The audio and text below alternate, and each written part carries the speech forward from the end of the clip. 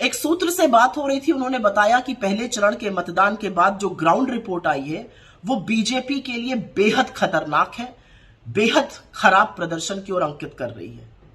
उस सूत्र से अभी बात चल ही रही थी, तब तक मोदी जी का एक ट्वीट आया जिसमें वो कहते हैं बड़ा उत्साहवर्धन प्रदर्शन रहा है। ठप्पा लग गया इस बात पर कि पहला चरण वॉश आउट है बीजेपी के लिए। अब सुनने में आ रहा है कि नरेंद्र मोदी जी की, अमित शाह जी की और नड्डा जी की कोई देर रात मीटिंग होने वाली है, कोई नई रणनीति पर चर्चा होगी।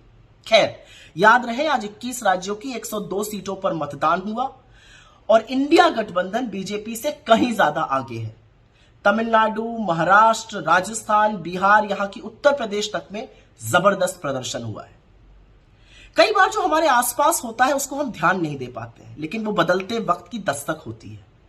एक्सेस माई इंडिया के प्रदीप गुप्ता का उस ट्वीट को डिलीट करना जिसमें साफ तौर पे ये लिखा था कि 13 राज्यों में बीजेपी अपना जनाधार खो रही है, या बीजेपी के सांसदों का खुलेआम ये कहना कि मेहनत करो, कोई मोदी की वेव नहीं है, उस बात की पुष्टि करता है जो हम लगातार कह रहे हैं।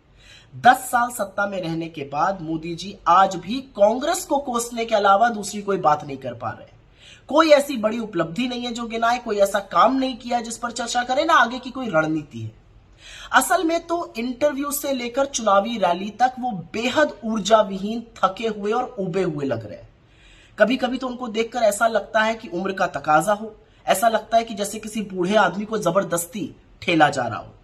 ना रैलियों में तालियां बज रही हैं, ना इंटरव्यू से कोई बड़ी सुर्खी, बड़ी हेडलाइन निकल रही है जो नैरेटिव सेट कर पाए, वही घिसी पिटी बातें। और दूसरी तरफ राहुल गांधी, नाक में दम कर रखा है इन्होंने, कभी गाड़ी में, कभी सड़क से जनता से सीधा संवाद कर रहे हैं। युवाओं को तो 100% यकीन हो चला है कि अगर कोई व्यक्ति इनके लिए कुछ करेगा तो वो सिर्फ राहुल गांधी है, बाकी किसी के बस की बात नहीं है ये। कांग्रेस के बेरोजगारी, महंगाई और गरीबी खत्म करने के प्लान पर लोगों का विश्वास हो चला है। लोग ये भी समझ लग गए हैं कि संविधान के साथ खिलवाड़ करने के कितने भयावह परिणाम होंगे और उनकी जिंदगी पर इसका क्या असर पड़ेगा। तो ये जो जनता है ना, ये जो पब्लिक है, ये सब समझती है, जानती है, बूझती है, चुप रहती है और समय आने पर बड़ा बदलाव करती है। उस बड़े बदलाव की आहट पहले मतदान के चरण में जोर जोर से गूंज रही है।